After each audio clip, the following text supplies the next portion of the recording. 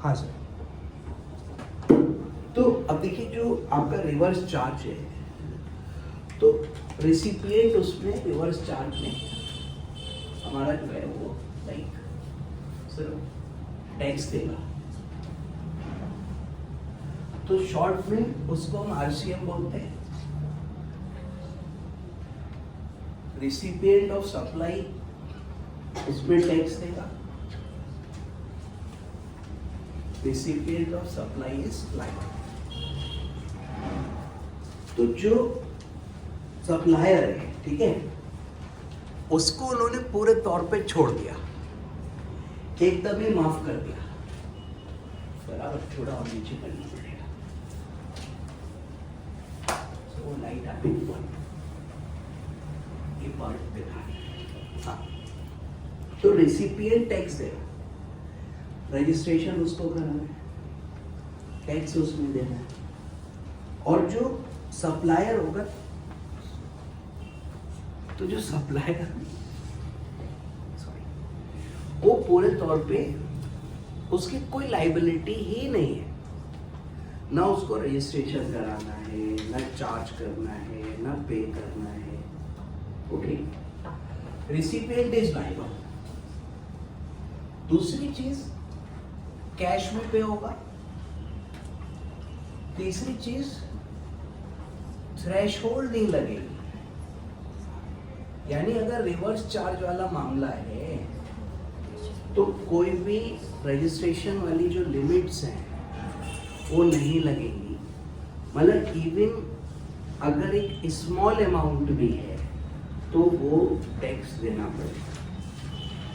Further वो ITC claim कर सकता है, ठीक है, आईटीसी कैन बी क्लेम। ठीक है सर, ये तो बढ़िया।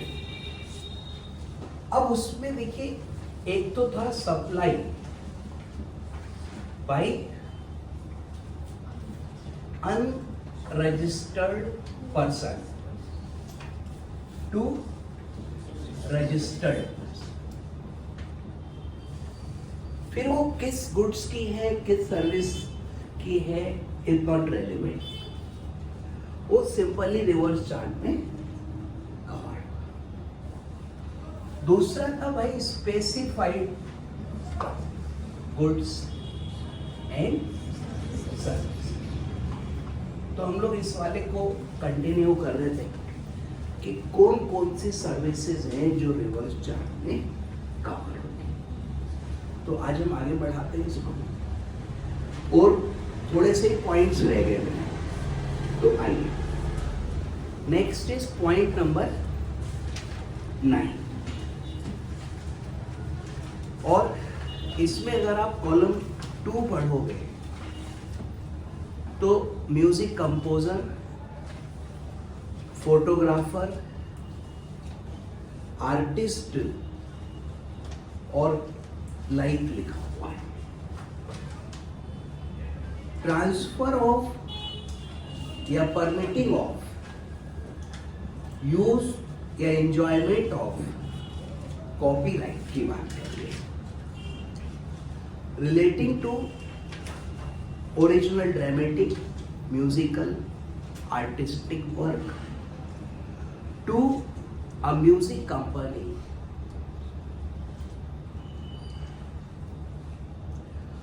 और प्रोड्यूसर और लाइक। ठीक है भाई, क्या हो रहा है? कीड़ा आंख में घुस गया या वो है ये?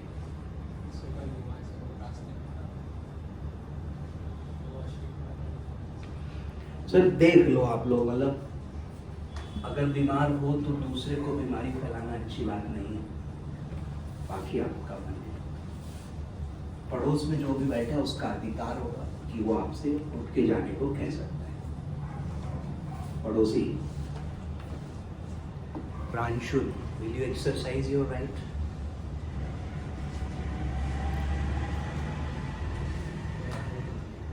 नहीं, आप देखो, आपका अधिकार है क्योंकि खतरे में आप हो। चलने दो, अब कुछ होता है मुझसे मत कहना। सर देखिए पॉइंट नंबर 9 था। और बच्चों क्या है सर, यहाँ पे कोई आपका कॉपीराइट ट्रांसफर हो रहा है, ठीक है? क्या चीज ट्रांसफर हो रहा है? कॉपीराइट। कॉपीराइट किस चीज का है ये देखिए। तो उसमें उन्होंने कहा है ओरिजिनल, ड्रामेटिक, म्यूजिकल या आर्टिस्टिक वर्क। तो सर ड्रामेटिक है, म्यूजिकल है या कोई आर्टिस्टिक वर्क है, कौन ट्रांसफर करेगा सर? जो इसका ओरिजिनल क्रिएटर होगा।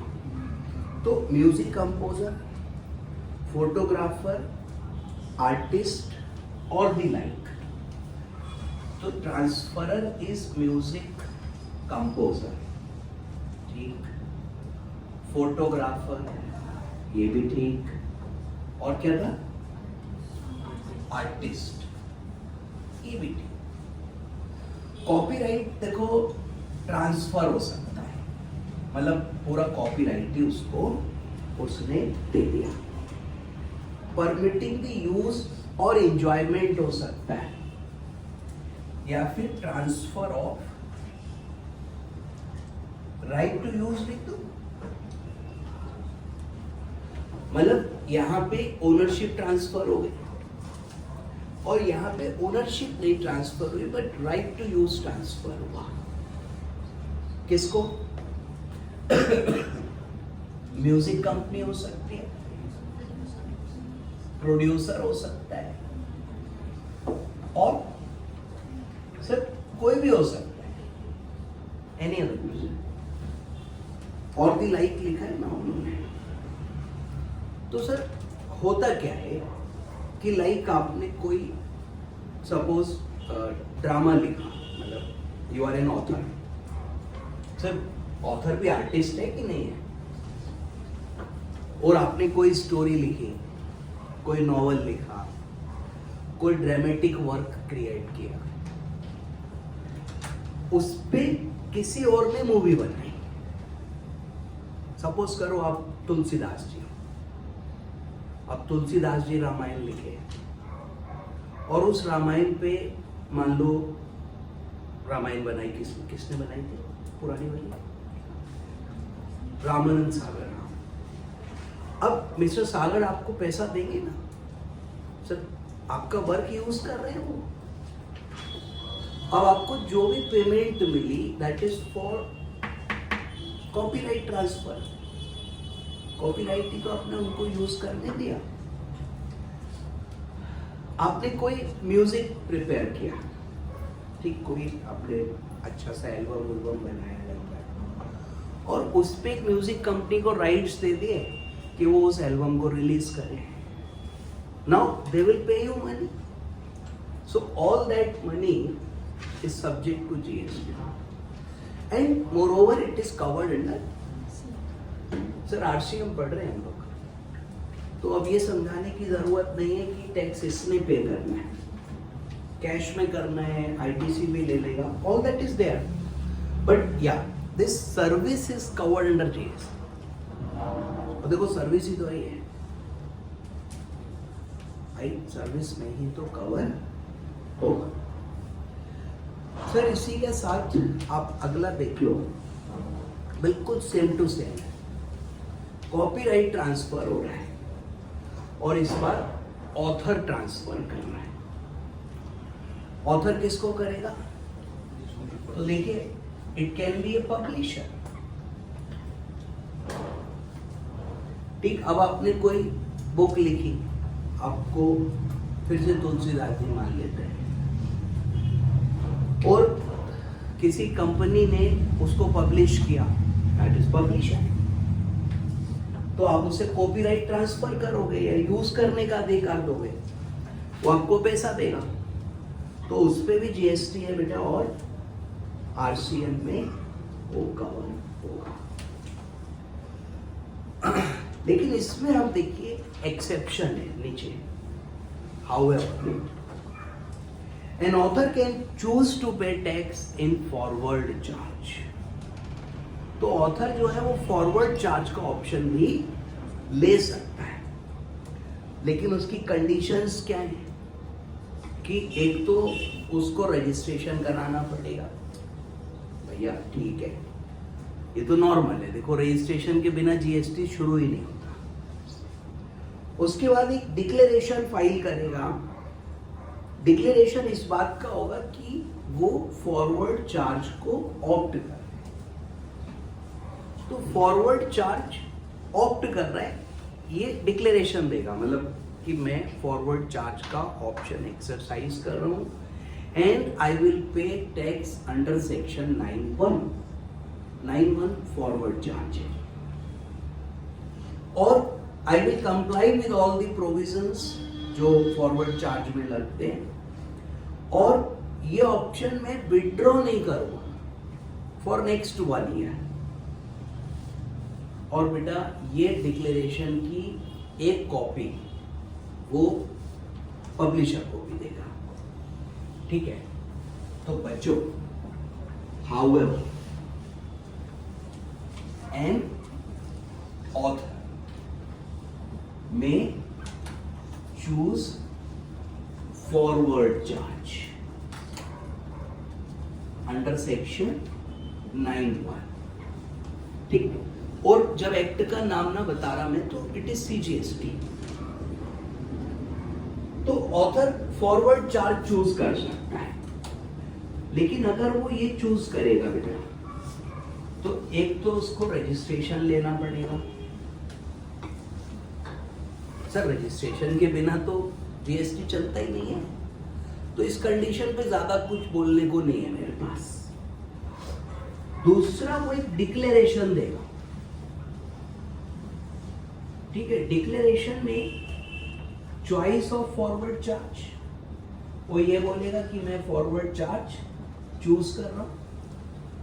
फिर वो ये बोलेगा कि सारे प्रोविजंस की मैं कंप्लायंस करूंगा, और लिखा है ना, and to comply with all the provisions as they apply person relations apply good service, यानी कि कंप्लायंस ऑफ प्रोविजंस वो ये बोलेगा। और तीसरा बोलेगा will not withdraw this option for 1 year from the date of choice.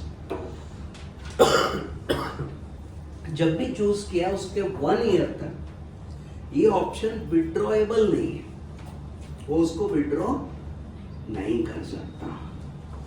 So this is your 3 things which he has to declare in declaration. Besides that, इस declaration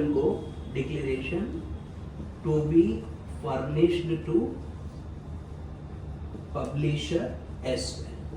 वो उसको भी तो बताएगा, नहीं तो वो सोचेगा मुझ पे आरसीएम लग रहा है, ठीक है। मैं ऑथर हूं, आप पब्लिशर हो, मैंने कॉपीराइट आपको दिया, फॉरवर्ड चार्ज मैंने चूज किया, तो आप पे भी तो आरसीएम की लायबिलिटी है।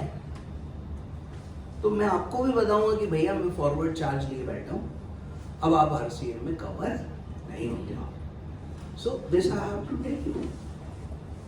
चलिए, सो दिस इज पॉइंट 9, और ये ऑथर वाला था बच्चों 9A। ऑथर और पब्लिशर। अब अगर ऑथर के ऊपर जो वर्क है भाई, वो कुछ इस तरीके का है, किस तरीके का है कि उसमें मूवी वगैरह बन रही है, तो वो 9 में कवर होगा। और जिस ऑथर की बुक पब्लिश हो रही है वो 9A में कवर होगा। 9 में फॉरवर्ड चार्ज की ऑप्शन नहीं है, 9A में, ठीक है भैया। आगे बढ़े।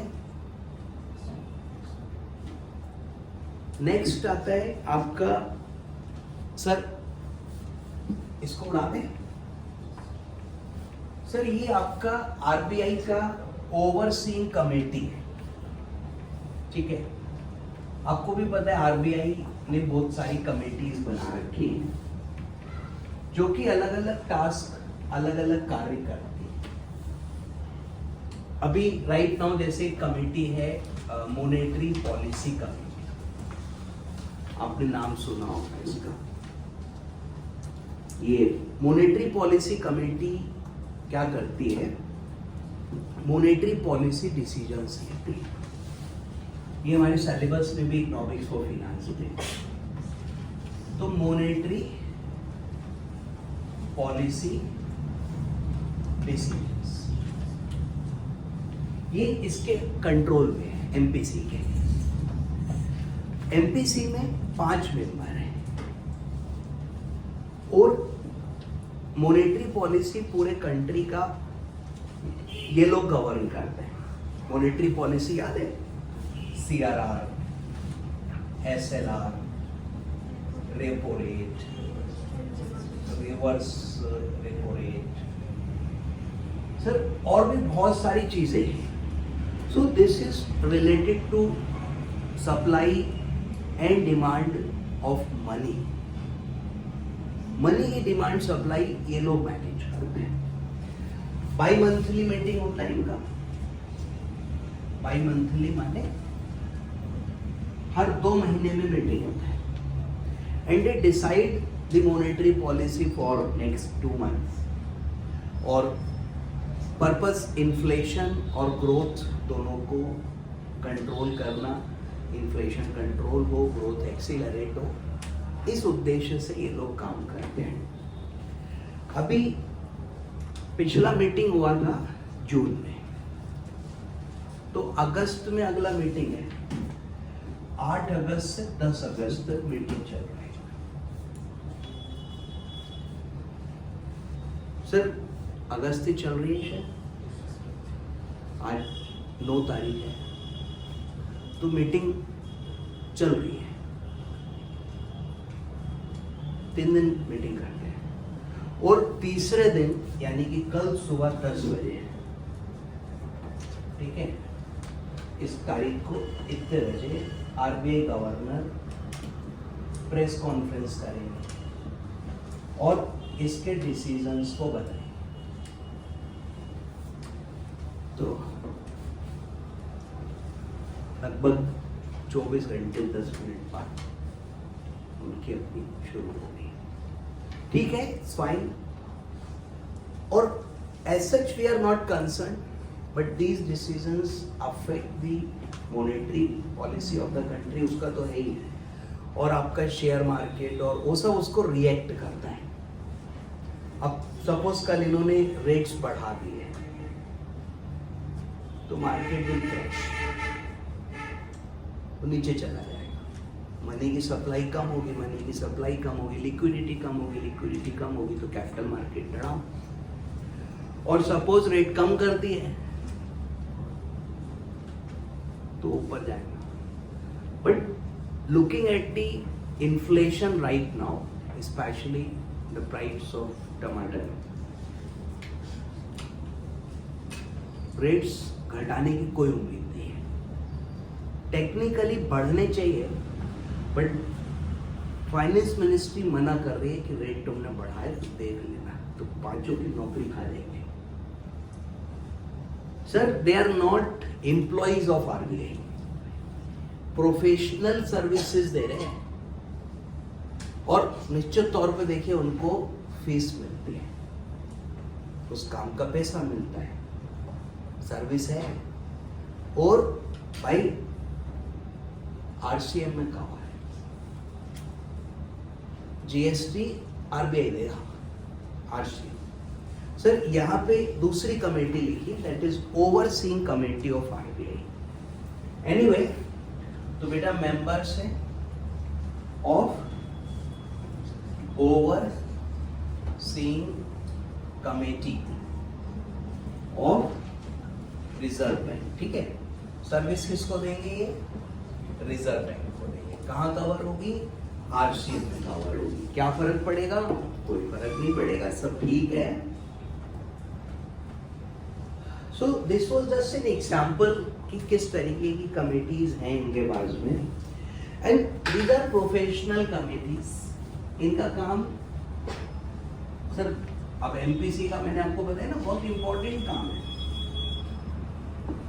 ऐसी ओवरसीइंग कमेटी, तो ये आरबीआई का पूरा स्ट्रक्चर की कॉर्पोरेट गवर्नेंस कमेटी, तो पूरा आरबीआई को ये लोग कंट्रोल करते एक प्रकार से, सब कुछ इनके अंडर में। ओवरसीइंग देखो ना, तो भैया आरसीएम है फिलहाल, और इससे ज्यादा देखो कुछ है नहीं इसमें बताने को। सो नेक्स्ट पर आते हैं। So this was your point number 10। 11 कल हो गया था, 12 हो गया था, नाउ 13। अब देखिए जो 13 है वो क्या है sir? It's like security service, sorry 13 बोल रहा हूँ, इट्स 14। Reverse charge continuous. अब देखिए सर्विसेज का नाम है बेटा security service.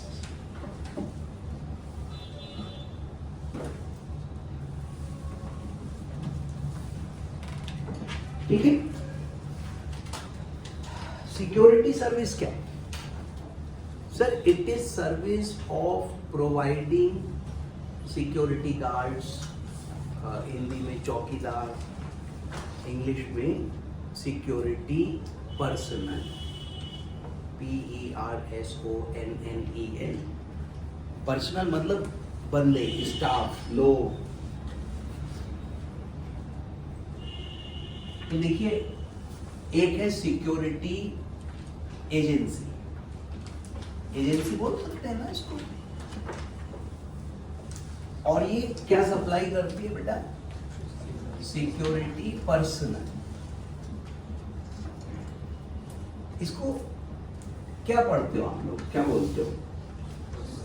Personal, personnel, double N है, पर्सोनेल। तो चकलस ना करते हुए, और ये हमारा देखिए सर्विस रिसिपिएंट होएगा सर, किसी को तो सर्विस दोगे। अब इसमें देखिए जैसे बहुत सारे एग्जांपल हो सकते हैं। सपोज एक बैंक है, जस्ट फॉर एग्जांपल मैंने बात को लिखा। आजकल पता है एक नया ट्रेंड चल रहा है, सब जगह कॉस्ट कटिंग होती है पैसे बचाने।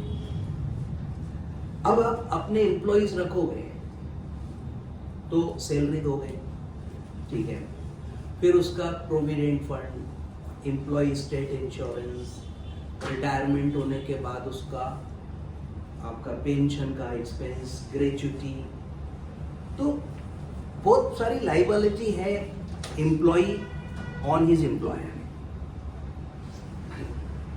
सर पैसे देना पड़ता है।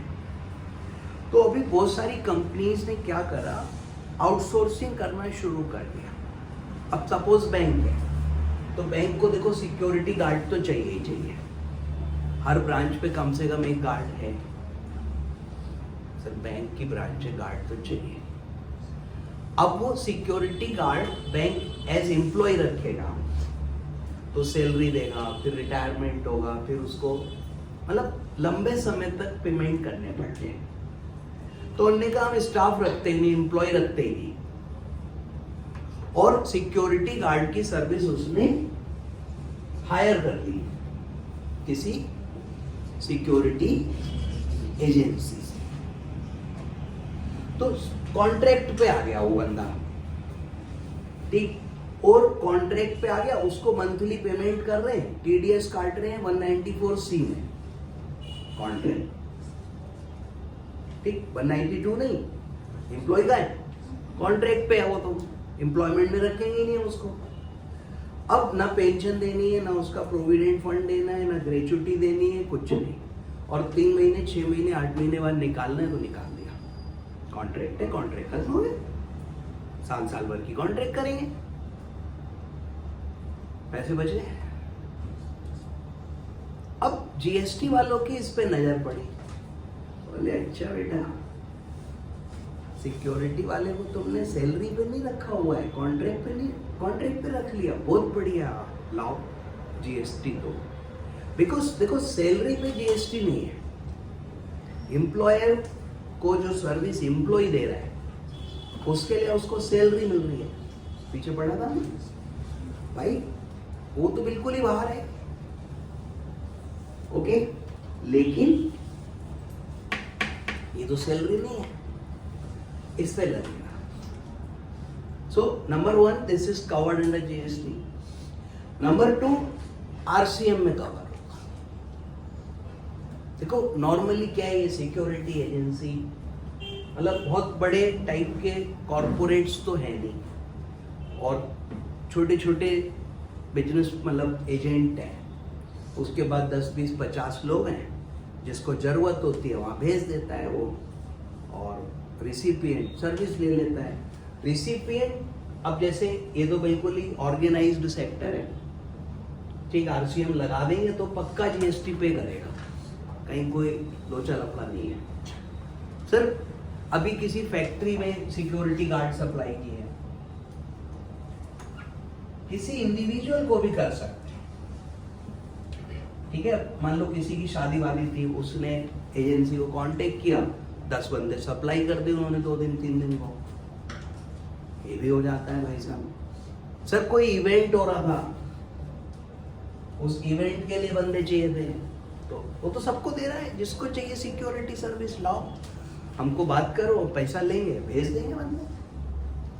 तो ये सारा पहले तो नंबर 1 जीएसटी में कवर है, ठीक है, क्योंकि सैलरी नहीं है, सर्विस के रूप में, कॉन्ट्रैक्ट के रूप में, जहां आपने टीडीएस 194C में काटा, ठीक है, वहां यहाँ पकड़े जाओगे। 192 में काट लो तो provident fund, gratuity, ESI, pension, वो सब पकड़ के बैठ जाएंगे, कानून है। एनीवे, अब देखो पहला चीज, पहला para point 14, this service is covered under RCM, security service, bracket में service provided by supply of security personnel. तो ये सिक्योरिटी पर्सनल बेटा सप्लाई कर रहा है, मतलब उनकी सर्विसेज सप्लाई, हाँ ठीक, provided to a registered person, ठीक। तो रजिस्टर्ड पर्सन को ये सप्लाई करेगा, सर्विस रिसिपिएंट कौन है, रजिस्टर्ड पर्सन। अब किसी अनरजिस्टर्ड को कर रहा है तो वो आरसीएम में नहीं है, बात भी ठीक है भाई। अब अनरजिस्टर्ड वाले से कैसे टैक्स लोगे, हो सकता है ना अनरजिस्टर्ड, तो in that case forward charge भी लेते हैं। सर अब इसमें एक्सेप्शंस डालेंगे। पहला है कि अगर रिसिपिएंट डिपार्टमेंट और एस्टेब्लिशमेंट ऑफ गवर्नमेंट है, बहुत सही, तो इसको मिटा देते हैं और इसकी जगह लिखते हैं exceptions.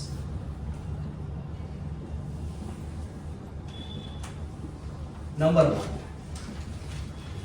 recipient is sir central government, state government, local authority और यूनियन टेरिटरी और इनका कोई डिपार्टमेंट। वो कह रहे हैं अरे तुमने हमें सर्विस दी सिक्योरिटी की, हम आरसीएम जमा करें, हम सब पे कानून चिपका रहे, तुम हम ही पे चिपका रहे हो, तो खुद को एक्सक्लूड कर लेते हैं। ये तो बहुत ही अच्छी बात है भाई, सबसे पहले कानून बनाओ, खुद को एक्सक्लूड करो। तो डिपार्टमेंट और एस्टेब्लिशमेंट और central government, state government, union territory और लोकल अथॉरिटी और गवर्नमेंट एजेंसी, ठीक, which is taking registration as CST only for the purpose of deducting tax under section 51, not for making taxable supply। तो जो खाली TDS के लिए कर रहे हैं, तो नॉर्मली बच्चों ये सप्लाई तो करते नहीं है, not supply, liable under section 51 is TDS, force में नहीं है हमारे, GST में भी TDS है। मैं क्या करूं, कोर्स में नहीं है हमारे, इनकम टैक्स वाला समझ लो वो बात है।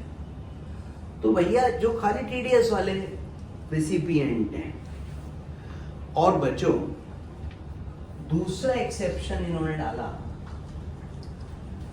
कि जो रिसिपिएंट है is registered under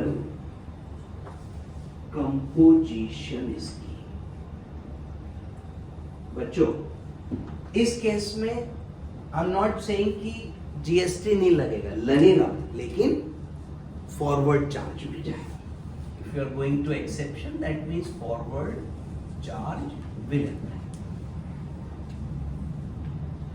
तो रजिस्टर्ड पर्सन है, अब अनरजिस्टर्ड है तो भी फॉरवर्ड चार्ज लगेगा. ठीक है, रजिस्टर्ड अनरजिस्टर्ड रिसिपिएंट है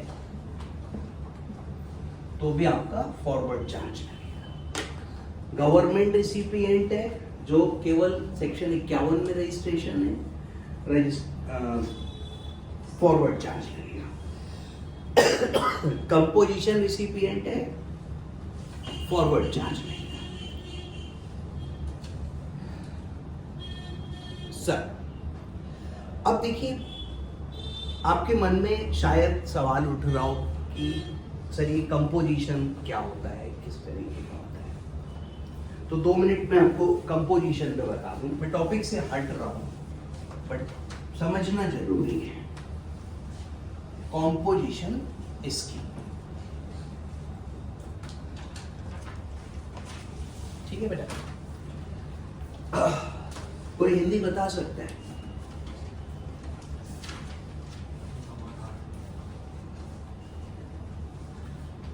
गुड. सो इट इज समाधान योजना.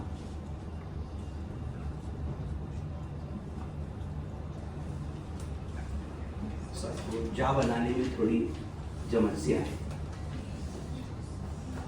सर, समाधान को इंग्लिश में सॉल्यूशन कहते हैं,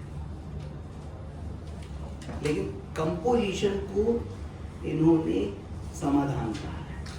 anyway, Hindi English is okay. Sir, this scheme is for small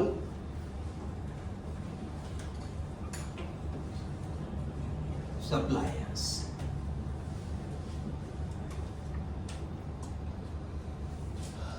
goods का भी हो सकता है देखो, और सर्विसेज का भी हो सकता है. अब अलग अलग जगह पे अलग अलग लिमिट्स हैं, हम लोग आगे डिस्कस करेंगे. सेक्शन 10 है इसका कंपोजिशन का. अभी हम 9 पे हैं. फॉरवर्ड चार्ज, रिवर्स चार्ज, जय माता दी. कंपोजिशन सेक्शन 10 में. तो देखिए, जो एक तो रजिस्ट्रेशन की लिमिट्स हैं. ठीक है, जैसे मान लो सर्विस का केस है, कोई सप्लायर ऑफ सर्विस, गुड्स नहीं बेचते, बिल्कुल नहीं, 1 पैसे की नहीं. ओके. अब सर्विस के केस में बेटा उसकी टर्नओवर मतलब टर्नओवर, ठीक है, 20 लाख से नीचे, तो उसको रजिस्ट्रेशन नहीं कराना है. रजिस्ट्रेशन लेना ही नहीं है. हाँ, तो ना फॉरवर्ड चार्ज ना रिवर्स चार्ज, जिंदगी खुश. ठीक. हाँ, रिसिपिएंट ऑफ दैट वन हो गया जो वैसे वाला कवर्ड है, तो रिवर्स चार्ज बच जाएगा. सर, अब उसका टर्नओवर अप टू 50 है, मतलब 20 के नीचे, माफ, 20 से 50, ऐसे अगर टेबल फॉर्मेट में देखें तो टर्नओवर 0 से 20 लाख, तो बेटा माफ, मतलब तेरे को रजिस्ट्रेशन ही नहीं लेना. तू इसको एक तरीके से भाऊजी ने छोड़ दिया कि जा सिग्नल. अब 20 से ऊपर है पर अप टू 50 है,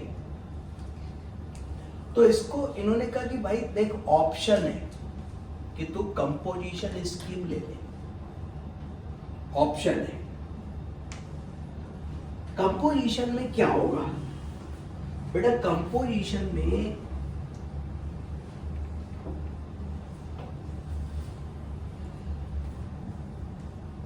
concessional rate on output supply,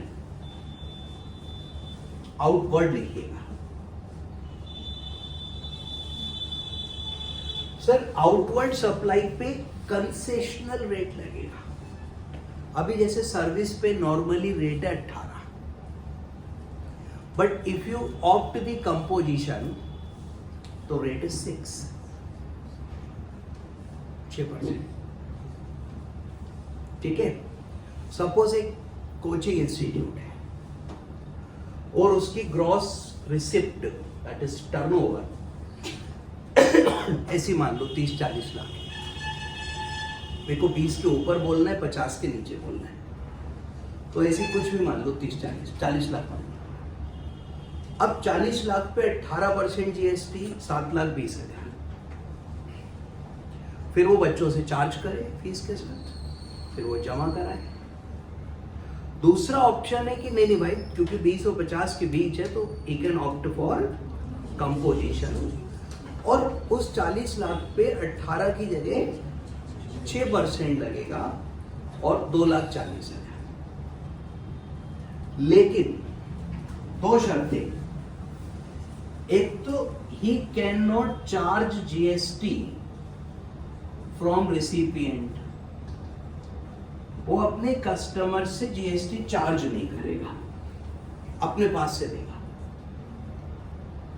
तो वो 6% फिर वो जो बच्चों से फीस ले रहा था उस पर नहीं लगाएगा, अपने पास से देगा।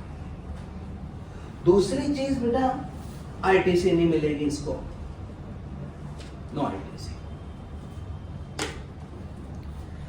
अब देखिए डिपेंड करता है सिचुएशन पे। अब मान लो मैं ऐसा सर्विस प्रोवाइडर हूँ 20 से 50 के बीच में, तो मेरे पास मान लो आईटीसी अब है ही नहीं, तो मैं क्लेम ही क्या करूंगा, जरा बहुत कुछ होगी तो होगी। दूसरी चीज कि भाई अब मेरे कस्टमर्स जीएसटी देने को रेडी हैं या नहीं है। मतलब लाइक मेरा कस्टमर रजिस्टर्ड पर्सन है, मैं ऐसे लोगों को सप्लाई करता हूँ जो मोस्टली रजिस्टर्ड है, तो वो आईटीसी ले लेते हैं, मैं उनसे चार्ज करता हूँ, उन्हें आईटीसी मिल जाती है, तो वो खुश है ना। अब अगर मैं कंपोजिशन लगाऊंगा तो 6% पे करूंगा, उससे तो मैं तब भी चार्ज करूंगा, बिल के साथ जोड़ के करूंगा, बिल टोटल अमाउंट है वो। भाई मेरा खर्चा ही मान के तो चलूंगा ही मैं, बट उसे आईटीसी नहीं मिलेगी। If you are getting supply from a composition dealer तो you are not eligible for ITC. अब अगर आपका कस्टमर रजिस्टर्ड है तो वो आपसे खरीदेगा नहीं कंपोजिशन वाले से, क्यों? उसे आईटीसी नहीं, जीएसटी तो पे करना पड़ रहा है, प्राइस में जोड़ के ले रहा है वो। लेकिन because he is not getting ITC तो वो कह रहा है हट तुझसे नहीं लूंगा, मैं रजिस्टर्ड से लूंगा। है ये भी रजिस्टर्ड बट कंपोजिशन आधा रजिस्टर्ड ही है, तो इसकी दुकान बंद हो जाएगी।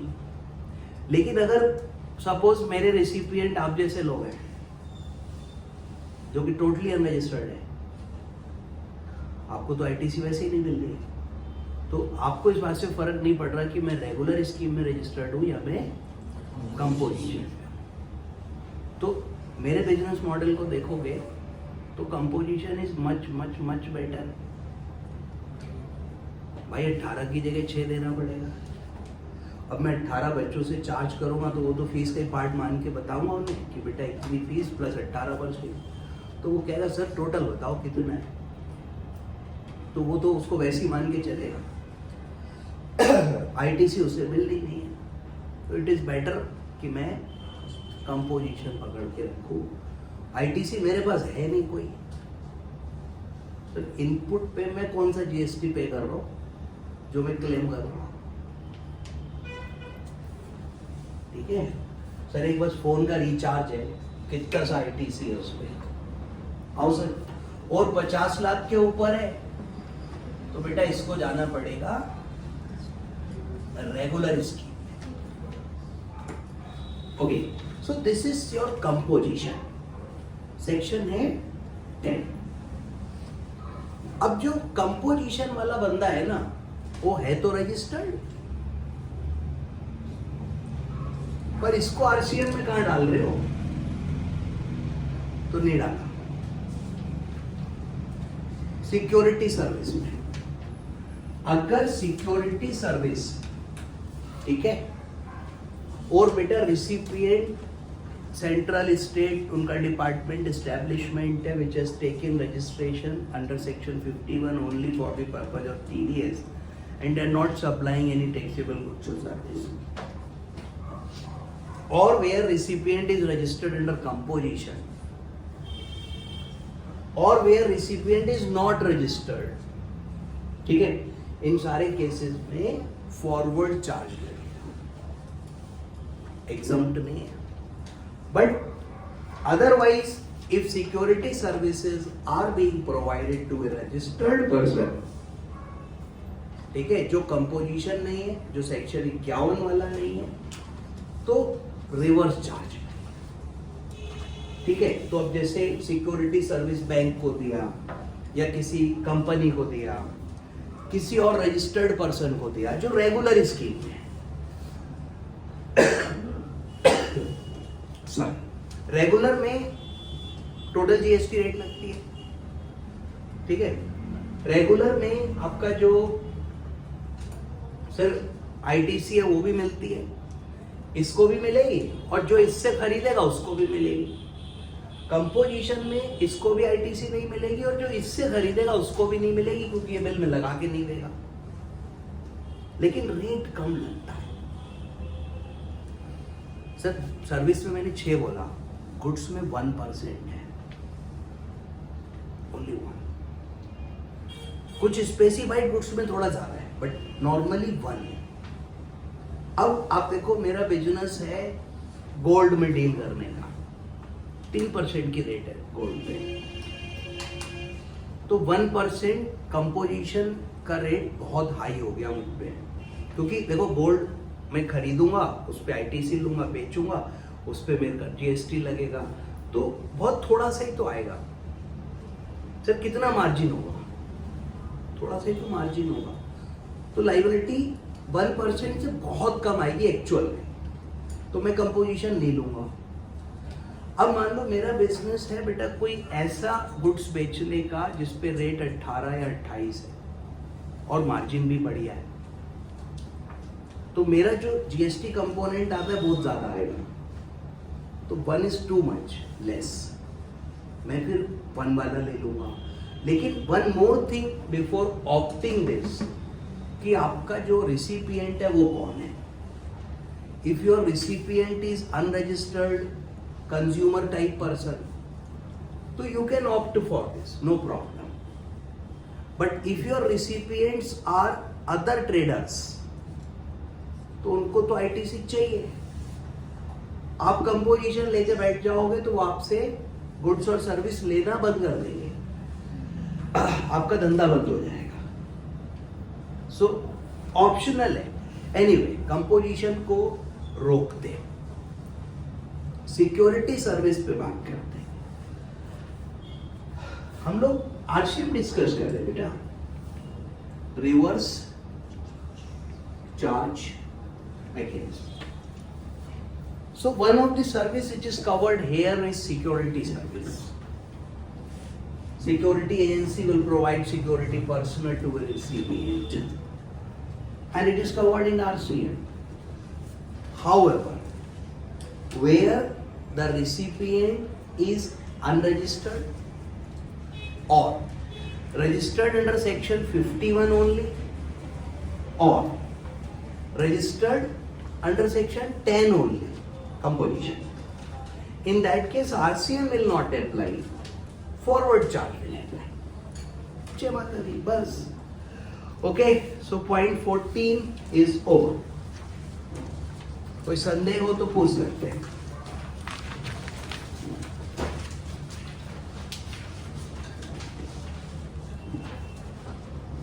Next 15.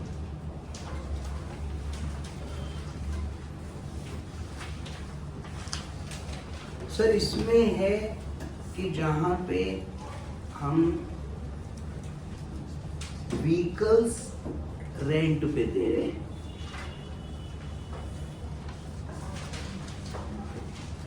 और cost of fuel is included in consideration charge from the recipient.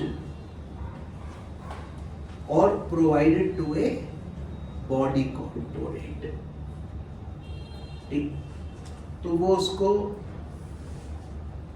जब जीएसटी आरसीएम में जाएगा, सर क्या है ये?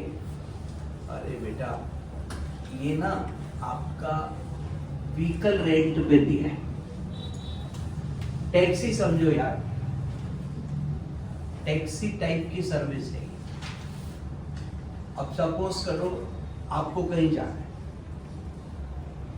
ठीक है, लेकिन यहाँ पे जो रिसिपिएंट की बात करी है इन्होंने, that must be a body Corp, मतलब कंपनी होनी चाहिए।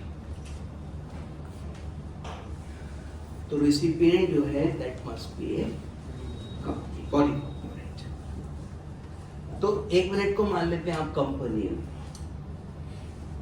अरे सर आप कंपनी नहीं हो, चलो एक कंपनी में आप डायरेक्टर हो, ऑफिसर हो, ऐसा कुछ हो, और आपको कहीं जाना है कंपनी के काम से। अब आपने टैक्सी वाले को फोन मारा और उसको बोला कि भैया तू ऐसा है, टैक्सी भेज दे। उसने बेटा टैक्सी भेज, ऐसे होता है ना। और आप गए आए व्हाटएवर, अब वो बिल देगा कंपनी के नाम पे, पेमेंट तो कंपनी देगी, कंपनी के काम से गए हो आप, तो रिसिपिएंट बॉडी कॉर्पोरेट हो गया। और जो सप्लायर है देखिए, वो बॉडी कॉर्पोरेट नहीं है। सर सप्लायर कौन है? Not a body corporate. मतलब जो टैक्सी वाला है ना, वो कंपनी नहीं है। पता लगा वो भी कंपनी लिए बैठा अपनी। सर जगह जगह पे अलग अलग सिस्टम्स हैं। तो अब बिकॉज आप एक छोटे टाउन में रह रहे हो, तो ऐसा नहीं होता कि टैक्सी वाला कंपनी लिए बैठा है। बट आप किसी अच्छी जगह, बड़ी जगह पे जाओगे तो टैक्सी वाला भी कंपनी चला रहा है, बहुत सारी टैक्सीज है, कॉर्पोरेट वे में काम कर रहा हूँ। एनीवे, तो बेटा वो बॉडी कॉर्पोरेट नहीं है। और sir ji, and doesn't issue an invoice charging 6% CGST। Sir not charging GST at the rate 6+6। Sir वो भी, उसका भी वही वाला option, if you remember that transport वाला GTA, मैंने आपको बताया था ना कि जो ट्रांसपोर्टर है वो फॉरवर्ड चार्ज भी ऑप्ट कर सकता है, 12% चार्ज करेगा, अदरवाइज रिसिपिएंट पे करेगा। ठीक है, सेम यहाँ पर है। तो अगर उसने 12 चार्ज कर रखा है तो रिसिपिएंट पे RCM नहीं लगेगा, फॉरवर्ड हो गया। अदरवाइज वो आपका सर 5 लगेगा RCM में 5 का रेट है और फॉरवर्ड में 12 का रेट है। ठीक है, एनीवे, इस 12 में ये ITC ले लेगा, और अगर ये 5 वाले पे जाता है तो इस पे तो कुछ है ही नहीं, ना रजिस्ट्रेशन ना ITC। मतलब ऐसे मत बोलो सर, इसने व्हीकल किराए पे दिया है और consideration includes cost of fuel. Sir आप टैक्सी लेके गए यहां से सपोज दिल्ली, तो फ्यूल आप डलवाओगे, टैक्सी वाला डलवाएगा। अगर फ्यूल आपका है, टैक्सी वाले से बात ये हुई है आपकी कि भैया मेरे इतने पैसे और प्लस पेट्रोल डीजल आप डलवाओगे, ठीक, तो वो आया आपके घर पे, आपको उठाया, पेट्रोल पंप पे ले गया और आपको बोलता है कि भाई साहब टैंक फुल करवा दो। सही, आपने टैंक फुल करा दिया, और या फुल था उसका, ऑलरेडी फुल था मान लो। उसके बाद जब लौट के आया तो आपसे फुल करा लिया। तो जितना खर्च हुआ उतना पेट्रोल डल गया। एनीवे, आप उसमें मत जाओ। तो बेटा उस केस में ये नियम नहीं है, क्योंकि फ्यूल आप दे रहे हो, फिर तो खाली रेंटिंग हुआ, फॉरवर्ड चार्ज लगेगा। लेकिन अगर फ्यूल इंक्लूड है कंसिडरेशन में, जो कि नॉर्मली होता ही है, तो फ्यूल तो उसका है, मैं तो इकट्ठे पैसे दे रहा हूं, तो ऐसे केस में आरसीएम जाएगा। लेकिन वो 12 लगा रहे तो आरसीएम नहीं जाएगा, बॉडी कॉर्पोरेट नहीं है तो नहीं जाएगा। चलो एनीवे, सो क्लोज करते हैं इसको बच्चों। Sir last 16th point is service of lending of securities under securities lending scheme of Securities and Exchange Board of India। तो जो lender है बेटा, person who deposits security registered in his name, name of any other duly authorized approved intermediary, और recipient है borrower, ठीक है, वो lend कर रहा है, दूसरा borrow कर रहा है, वो borrows the security। तो सर एक तो ये मनी ट्रांजेक्शन नहीं है, और दूसरा ये आरसीएम में कवर होगा। अब सवाल उठता है कि सर ये सिक्योरिटीज लैंडिंग स्कीम क्या है? सर अब सेबी एक्ट भी पढ़ोगे क्या? मतलब जीएसटी समझते समझते हम कहाँ आ गए हैं? छोड़े इस बात को, सिंपली इतना सा ही देखना है हमको, गहराई में न जाए। तो बेटा सिक्योरिटीज लैंडिंग स्कीम है, लेंडर है, बोरोवर है, आरसीएम है, ठीक। इससे आगे अब जाने के लिए फिर बहुत लंबी स्टोरी हो जाएगी। कंपोजिशन तक तो ठीक था, कोर्स में था, जीएसटी से भी थोड़े हमको करना है बच्चों। चलिए, तो दिस पार्ट इज ओवर। आप अगर बुरा ना माने तो मैं बेटा इसको क्लोज कर रहा हूँ यहाँ पे। आरसीएम कुछ नोट्स दिए हुए हैं। पहला टेबल के नीचे ही कह रहे हैं कि दो और सर्विस हैं जो आरसीएम में आईजीएसटी में नोटिफाइड है। फिर लास्ट लाइन में लिखा है फाइनल में बात करेंगे। उसका दूसरा पॉइंट उसके टेबल के नीचे, पहला पॉइंट सेक्शन 51 टीडीएस का सेक्शन है। फिर आगे लिखा है बेटा फाइनल में बात करेंगे। फिर कह रहे हैं कि कुछ चीजें एग्जम्प्ट है, एग्जम्पशन वाले अगले चैप्टर में बात करेंगे। फिर कह रहे हैं कि supply of TDR, FSI, long term lease of land by landowner developer are exempt subject to condition construction of flats। तो वो फ्लैट्स की बात हम फिर आगे बात करेंगे। सर कंस्ट्रक्शन सर्विस है ना बेटा, तो उसी सब चीज़ों को दे रहा है। तो फिलहाल इसमें और गहराई में जाने की आवश्यकता नहीं है बच्चों, वक्त आ गया है पेज पलटने का और आगे देखने का, ठीक है। तो सर जी नेक्स्ट जो दिख रहा है वो क्या दिख रहा है हमको?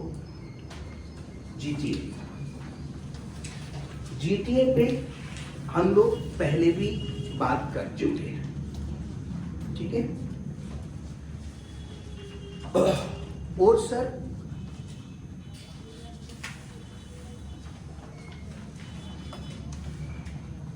करा था ना इस पे जीटीए पे, याद है क्या था? Goods transport. तो इसको इन्होंने बोला कि भैया देख, एक तो फॉरवर्ड चार्ज है, रेट कितना लगेगा? 12%। अरे बेटा फॉरवर्ड में 12, 6 + 6 12 ब्रैकेट में लिखो 6+। और आईटीसी अवेलेबल, क्लेम करेगा वो अपनी, और जीएसटी चार्ज करेगा, दूसरा भी अपनी आईटीसी लेगा।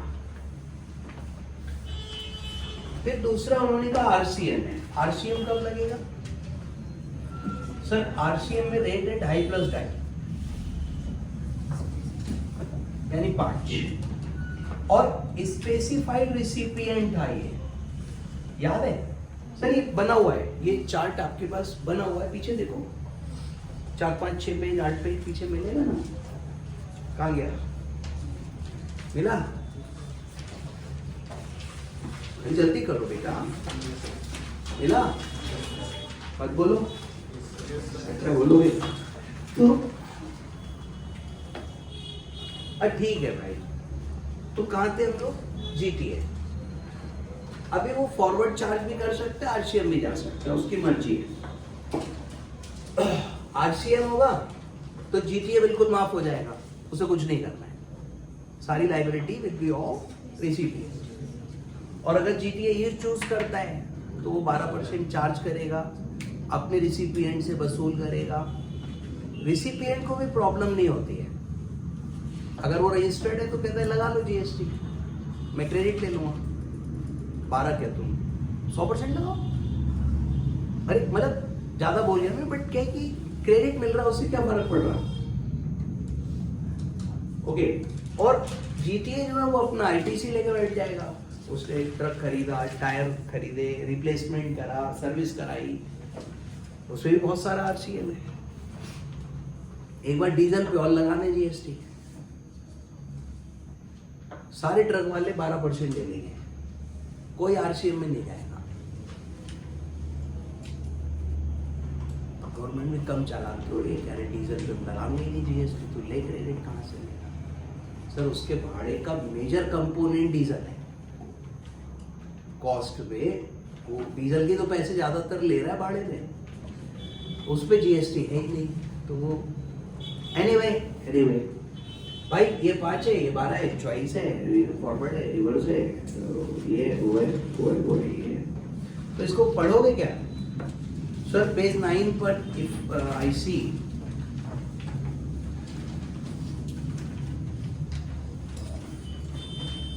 तो लिखा है जीएसटी इज पेबल एट 5%। 5 है, 5 कब है? जब आईटीसी नहीं लो। ओके। और recipient is one of the specified person, तो रिवर्स चार्ज लगेगा। 12 में देखो लास्ट वाला जो है, recipient is specified recipient, forward charge लगेगा 12%।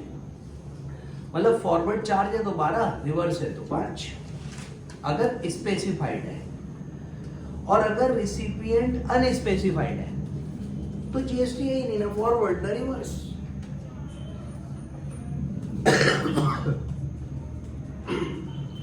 और renting of motor vehicle, cost of fuel is included in consideration, तो उसमें नीचे लिखा है 5 और 12 दो रेट्स है। बच्चों काहे परेशान कर रहे हो यार, सिंपल है बच्चों, परेशान मत हो। फॉरवर्ड चार्ज है तो 12, रिवर्स है तो 5। और अगर रिसिपिएंट अनस्पेसिफाइड तो जीएसटी ना इधर है ना उधर है। ओके, तो जीटीए इज ओवर। चल पन्ना पलट दो।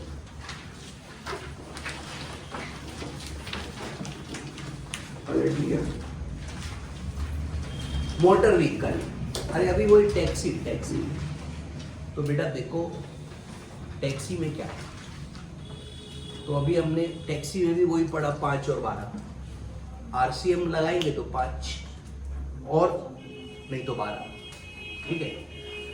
तो sir supplier is suppose body corporate, तो फॉरवर्ड चार्ज लगेगा।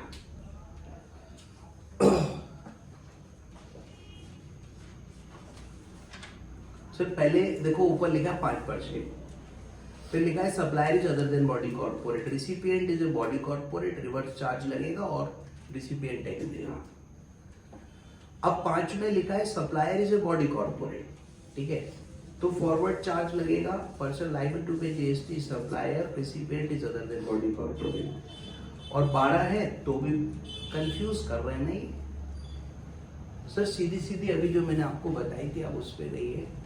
और जहाँ पे आपका रिवर्स चार्ज लग रहा है 5 है, और जहाँ पे फॉरवर्ड चार्ज लग रहा है 12 है, ये 5 के नीचे फॉरवर्ड चार्ज वाला एरो हटा दीजिए, ठीक है सर। 5 के नीचे लिखा है ना सप्लायर इज बॉडी कॉर्पोरेट, और फिर लिखा है फॉरवर्ड चार्ज पे ले गए, ऊपर से 5 लगाया, फिर बॉडी कॉर्पोरेट सप्लायर है, फिर फॉरवर्ड चार्ज कर दिया, तो बेटा ये 12 में जाएगा, ये 5 में नहीं जाएगा, ये एरो गलत लग गया, तो ऊपर वाला एरो हटा के इसको 12 से ऐड करिए। सर रिवर्स चार्ज कब लग रहा है? अभी हमने टैक्सी में पढ़ा था, रिवर्स चार्ज लग रहा है जब सप्लायर बॉडी कॉर्पोरेट नहीं है। अब सप्लायर बॉडी कॉर्पोरेट है तो रिवर्स चार्ज है ही नहीं, तो फॉरवर्ड चार्ज है, फॉरवर्ड चार्ज है तो 12% है। तो जो सप्लायर बॉडी कॉर्पोरेट है, ये वाला डब्बा 5 के नीचे से खिसका के 12 के नीचे लाओ, समझ गए? एक बॉक्स में लिखा है ना सप्लायर बॉडी कॉर्पोरेट, उसको खिसकाओ ऐसे और 12 के नीचे ले आओ। और सप्लायर बॉडी कॉर्पोरेट नहीं है तो भी 12 लग सकता है अगर वो फॉरवर्ड चार्ज चूज करना है, लेकिन बॉडी कॉर्पोरेट है तो 12 ही लगाना पड़ेगा उसको, फिर 5 का ऑप्शन नहीं है। तो ठीक है भैया, सही कर लिए? जय माता दी। चल बेटा आगे बढ़ते हैं। Next is taxability of remuneration paid to director. मेरे ख्याल से ये भी पढ़ाया था मैंने आपको, पूरा नोट बना हुआ है आपके पास, चार्ट बना हुआ है, आप चेक कर सकते हो पीछे जाकर के।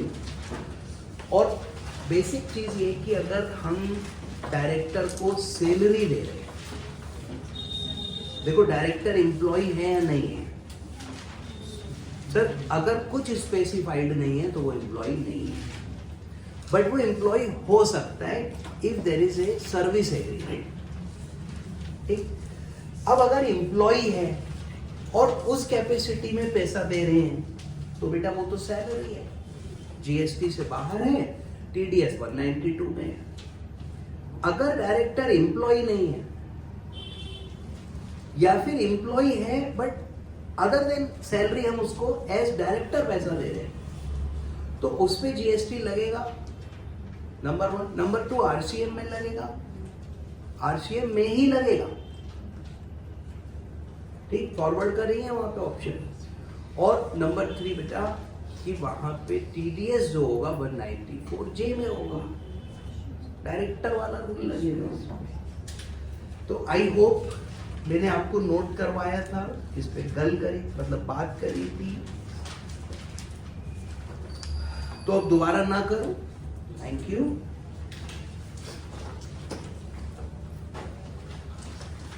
सर आगे है on the next page, I think employees, director, ये तो सब कोई डिस्कस कर रहे हैं।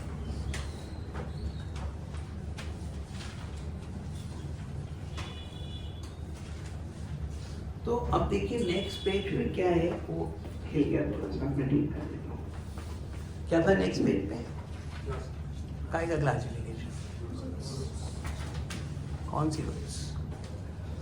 तो गुड्स की क्लासिफिकेशन की बात कर रहे हैं भैया। तो देखिए जो गुड्स का क्लासिफिकेशन है वो अंडर कस्टम्स एक्ट बनाया हुआ है। तो कस्टम्स में कस्टम टैरिफ एक्ट है, सीटीए 1975 का, उसमें फर्स्ट और सेकेंड शेड्यूल है। फर्स्ट शेड्यूल में इंपोर्ट ड्यूटी है, सेकेंड शेड्यूल में एक्सपोर्ट ड्यूटी है। करेक्शन करिए, जो आइटम फर्स्ट शेड्यूल में वो इंपोर्ट ड्यूटी के हैं और जो सेकेंड शेड्यूल में वो एक्सपोर्ट ड्यूटी है। ठीक है, उसके बाद बेटा उसका ना सेक्शन है, चैप्टर है, हेडिंग है, सब हेडिंग है, टैरिफ आइटम है।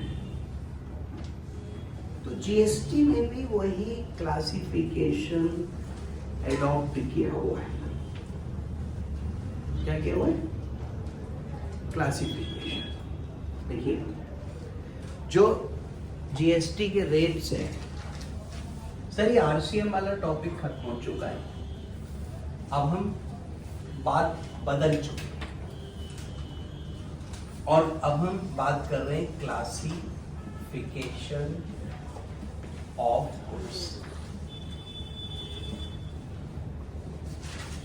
तो देखिए जो क्लासिफिकेशन है वो बेसिकली हमारे पास जो सिस्टम, अब उस टेबल का वो बेकार है, कस्टम से क्या लेना देना आपको सर।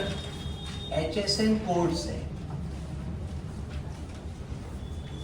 और उस HSN के हिसाब से GST का रेट स्पेसिफाइड है, डिटरमाइन किया है। तो GST rates are based on HSN.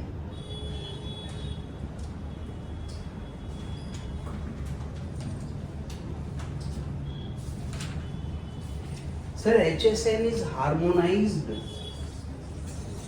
Harmonized का मतलब होता है एक जैसा, सबका मालिक एक, और सिस्टम है ये, S stands for system, और nomenclature, that is classification. Sir actually क्या है कि जो वर्ल्ड ट्रेड ऑर्गेनाइजेशन है उसका एक आप देखिए पार्ट है WCO, वर्ल्ड कस्टम्स ऑर्गेनाइजेशन। तो जब वर्ल्ड ट्रेड की बात हुई, इंटरनेशनल इंपोर्ट्स एक्सपोर्ट्स की बात हुई, वो सब चीजों को आगे बढ़ाया गया। तो ठीक है भैया, अब प्रॉब्लम आई कि अलग अलग कंट्री सेम गुड्स को अलग अलग क्लासिफाई कर रहे थे। किसी ने कहीं डाल रखा है, किसी ने कहीं डाल रखा है, मतलब एक क्लासिफिकेशन होना चाहिए। अब जैसे स्टील के ऊपर मान लो एक कंट्री ने 10% रेट लगाया इंपोर्ट एक्सपोर्ट ड्यूटी, दूसरे कंट्री ने स्टील पे सर मान लो 15% है, चलो रेट अलग हो गए, एक का 10 एक का 15 है, but it is important to understand what is steel. Sir classify करना पड़ेगा ना। अब देखिए स्टील स्टील होता है, मतलब उसमें आप कहोगे सर क्या कंफ्यूजन है। अब सपोज करिए लाइक सर स्टील का कुछ मटेरियल बना लेते हैं, कोई वस्तु बना लेते हैं। पानी पिया है कभी स्टील के ग्लास? नहीं, अब पीते नहीं है लोग स्टील के ग्लास से पानी पीना, लोअर मिडिल क्लास में रख दिया गया है उस चीज़ को। तो फिर भी एक मतलब पर्सनल क्वेश्चन, वैसे तो ठीक है पूछना नहीं चाहिए, घर पे पानी तो पीते ही होंगे, स्टील के ग्लास से कौन कौन पीते हैं? जल्दी हाथ उठाओ। घर पे पानी पीने के लिए स्टील का ग्लास कौन कौन यूज करता है? सो देखिए मैं कह नहीं रहा, कोई बात नहीं। एनीवे, सो देखिए क्या हुआ कि अब हमने ग्लास इंपोर्ट किया स्टील में। अब उसको ये बताओ स्टील में रखूं या यूटेंसिल्स में रखूं? आप क्यों बता रहे हो? स्टील पे रेट 10 है, यूटेंसिल्स पे सपोज 18 है। मतलब गॉट इट कि क्लासिफिकेशन करना होगा, अदरवाइज ये लड़ाइयाँ कंफ्यूजन्स बहुत हो जाएंगे। और अलग अलग कंट्री अलग अलग सिस्टम फॉलो कर रहे थे, क्लासिफिकेशन सबके पास था। Even we have CTA, customs tariff act 1975, ठीक है। एक और लॉ है CITA 1985, बट वो एक्साइज में लगता था, उसका टैरिफ एक्ट अलग था, ये अलग चल रहा है। Sir we had this classification since long. उसमें मत जाओ कौन सी चीज कहाँ क्लासिफाई होगी, वो नहीं करना है हमको, बट क्लासिफिकेशन होना चाहिए, this must be understood. And we had this, every country had this, but every country was having different system of nomenclature. Nomenclature is कि किस चीज को क्या नाम दें। स्टील का गिलास इज स्टील या गिलास, that is nomenclature. Okay, sir. Now, sir, WCO. This is part of WTO, and they made a system जो कि पूरी दुनिया ने अडॉप्ट कर लिया. Every country in the world which was member of WTO accepted this HSN classification. Sir, harmonized पूरी दुनिया का क्लासिफिकेशन सेम हो गया. System of nomenclature. नोमेनक्लेचर मतलब चीजों को किस नाम से जाना जाएगा, उसका क्या क्लासिफिकेशन होगा. सो दे प्रिस्क्राइब्ड दिस थिंग. ठीक है. और being India being member of WTO as well as WCO, so we also adopted this. In customs, sir customs में हमने अडॉप्ट किया. इंडिया ने शायद 92 या 93 में गैट अग्रीमेंट पे साइन किए थे.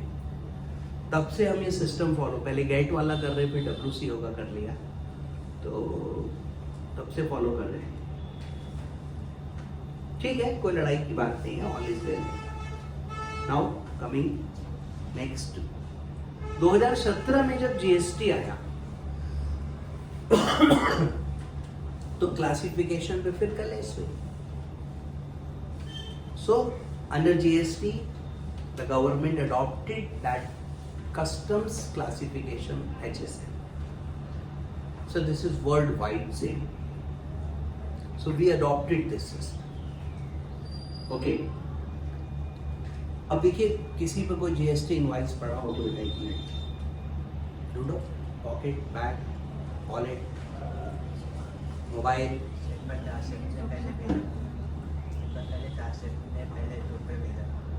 ग्रुप तो इसमें चला गया, फ्लाइट मोड. फिजिकल इनवाइस है बेटा किसी में नहीं है, किसी पे नहीं है.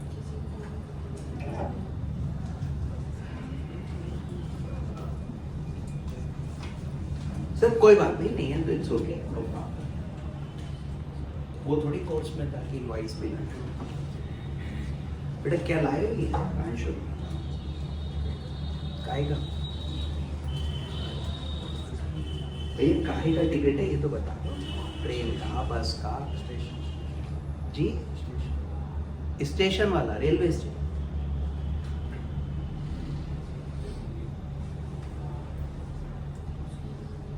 सर इसका नेट नहीं चल रहा, रिचार्ज करना. ओ आज सुबह ही हुआ. अंबानी जी कई दिन से फोन कर रहे थे मुझे. एनीवे कोई बात नहीं बच्चों. तो अब देखिए जो इनवाइस मिला, कोई नहीं मिला, कोई बात नहीं. आपने देखा सबने होगा, वो होगा, तो उसमें एक HSN कोड होता है. इनवाइस जो भी है आपका, उसमें जो गुड्स या सर्विस है उसका कोड है. सर्विस पे HSN नहीं है. Heading is classification of goods.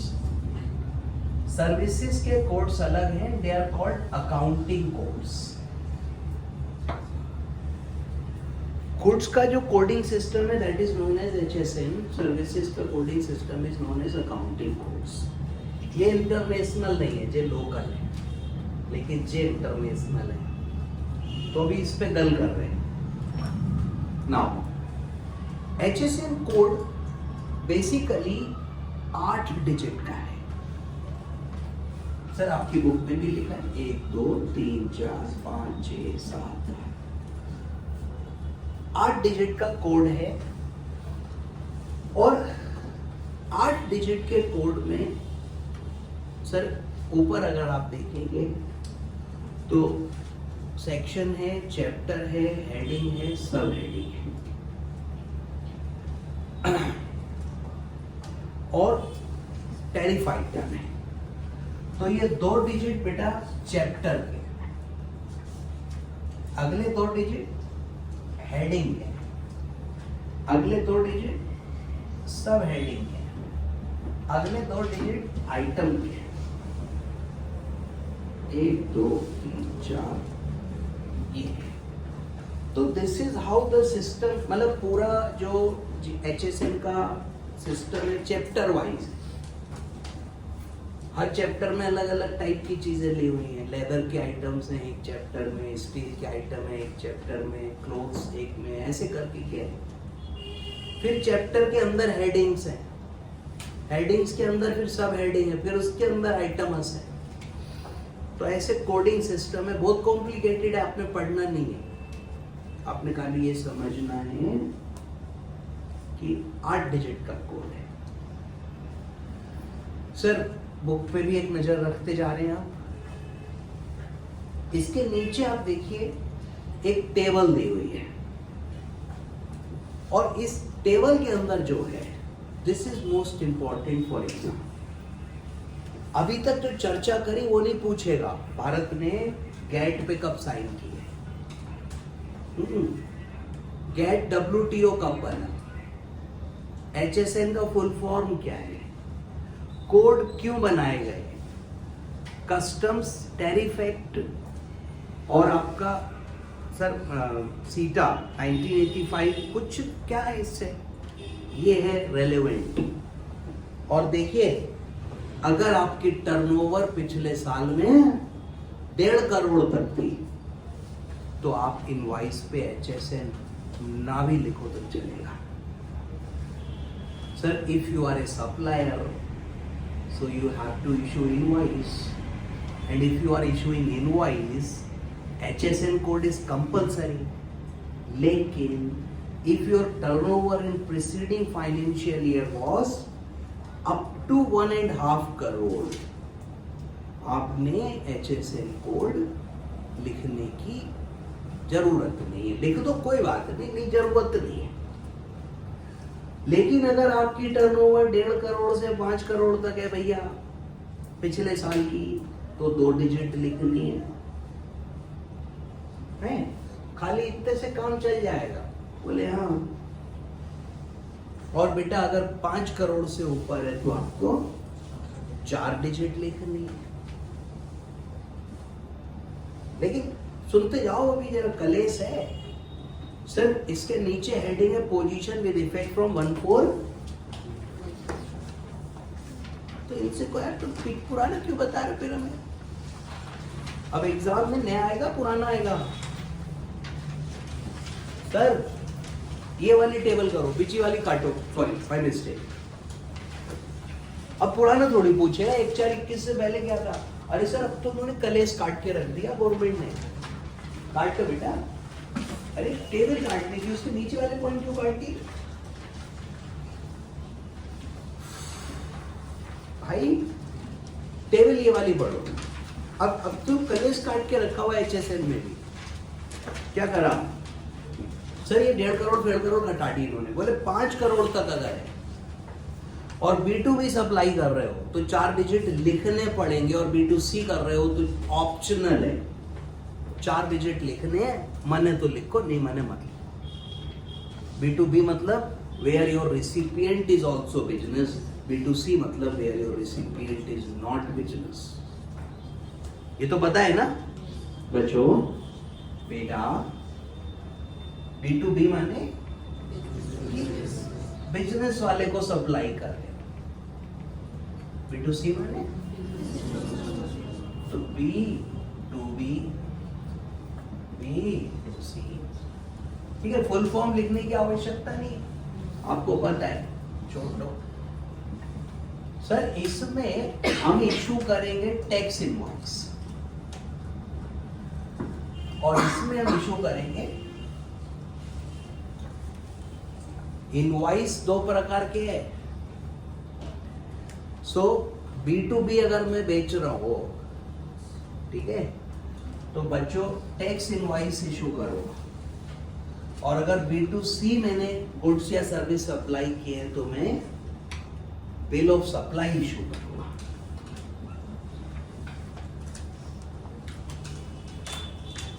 Sir मैं देख रहा था अभी जब मैंने इनवॉइस की बात की तो आप लोग मोबाइल्स में झांक झांक के देखते हैं, तो आई होप आपके पास मोबाइल में कुछ है इनवॉइस। आप मुझे उस इनवॉइस को देख के बताओ, हेडिंग पढ़ा होगा, पक्का पढ़ा होगा। टैक्स इनवॉइस लिखा है या बिल ऑफ सप्लाई लिखा है?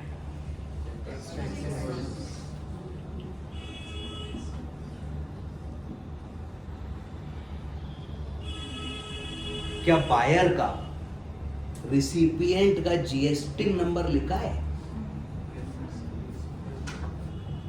सर क्योंकि टैक्स इनवॉइस जब आप इशू करोगे तो जो रिसिपिएंट है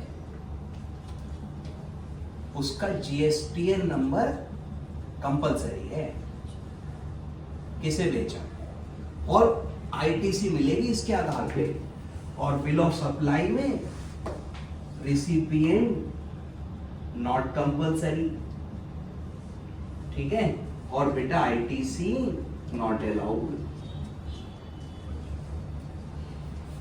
तो ऐसा कौन सा इनवॉइस आ गया जिसपे रिसिपिएंट का जीएसटीएन था आपके पास है? आपने भेजा है? बड़े आदमी हूं आप। क्यों सर? मैं घबरा गया, मैंने कहा यार B2B इनवॉइस कहां से लेके बैठे हो तुम लोग, क्योंकि इफ यू बॉट समथिंग आप तो अनरजिस्टर्ड हो, आप पे तो जीएसटीएन है ही नहीं, तो आपको तो बिल ऑफ सप्लाई ही मिला है आज तक, टैक्स इनवॉइस कभी नहीं मिला आपको। यहाँ क्लास में टैक्स इनवॉइस लिए घूम रहे हो, तो वो बड़ा आदमी है, उसने भेजा होगा। Very good. Anyway, coming back to the topic, बेटा if my recipient is registered तो वो मेरे को अपना नंबर देगा, मैं इनवॉइस पे उसका नंबर जरूर लिखूंगा, तभी तो आईटीसी लेगा वो। मैं उसको अपने जीएसटीआर 1 में दिखाऊंगा, उसका 2A में दिखेगा, जाने क्या नौटंकी होती है, और आईटीसी लेगा वो। सर और जो अनरजिस्टर्ड रिसिपिएंट्स हैं या कंपोजिशन वाले हैं, उनको सर आईटीसी नहीं मिलते, बिल ऑफ सप्लाई देते हैं, और इनवॉइस के ऊपर हेडिंग लिखनी पड़ती है कि बिल ऑफ सप्लाई है या टैक्स इनवॉइस, ठीक है। तो बेटा अब जो HSN की स्टोरी थी, हार्मोनाइज्ड सिस्टम ऑफ नोमेनक्लेचर, तो उसमें आपकी टर्नओवर देखी जाएगी, कब की? पिछले साल की, preceding financial year, up to 5 crore है, छोटा आदमी B2B बेच रहा है तो बेटा 4 डिजिट लिखते हैं, B2C बेच रहा है तो भी 4 लिख दे, लेकिन ऑप्शन है, नहीं तो मत लिख, को HSN छोड़ दो, छोटा ट्रेडर है ये। और बेटा इसका turnover sir more than 5 crore है। ओ तो ऐसे केस में उन्होंने कहा कि देखो, चाहे B2B है चाहे B2C है, 6 डिजिट लिखने पड़ेंगे। 4 का मतलब लास्ट वाले 4, 6 का मतलब लास्ट वाले 6, शुरू वाले छूटेंगे, बाद वाले कवर में जाएंगे, मतलब लिखने पड़ेंगे। सर ये टेबल प्लीज प्लीज प्लीज इसको मार्क कर लीजिए, सुपर इंपॉर्टेंट, ठीक है।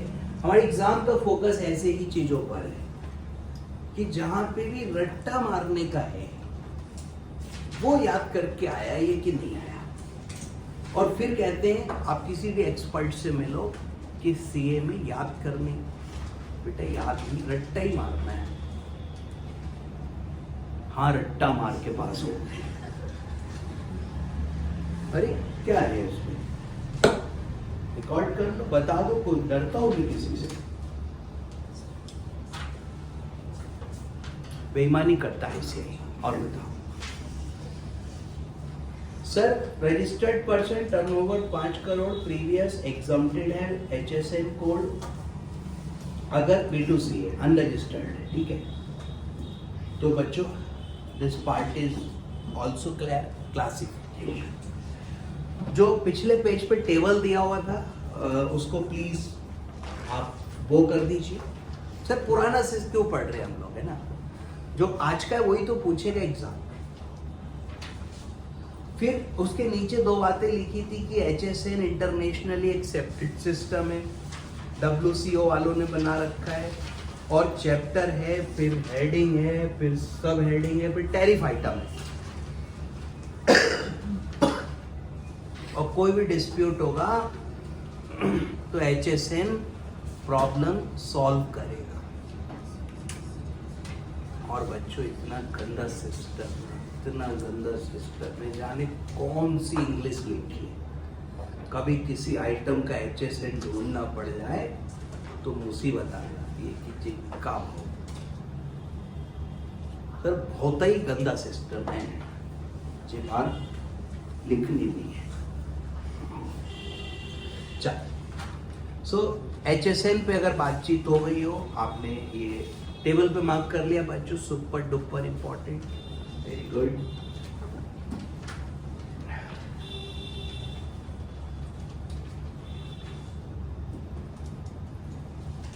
सर इसके बाद ये GTA सर्विस दोबारा से क्यों आ गया? अभी तो गल की थी इस पे हमने, तो this is perhaps a mistake, repetition हो गया। GTA है ना, और अभी अभी बात किए थे, अभी जरा देर पहले। चलो पन्ना पटल लो। Next comes classification of service. तो बच्चों सर्विस का भी कर रखा है और सर्विस को भी क्लासीफाई किए हुए, लेकिन अब कल पढ़ेंगे, थक गया मैं। तो आज फिलहाल इतना ही रखते हैं, बाकी का कल बात करेंगे, इसको आगे बढ़ाते हैं। क्लोज कर दें।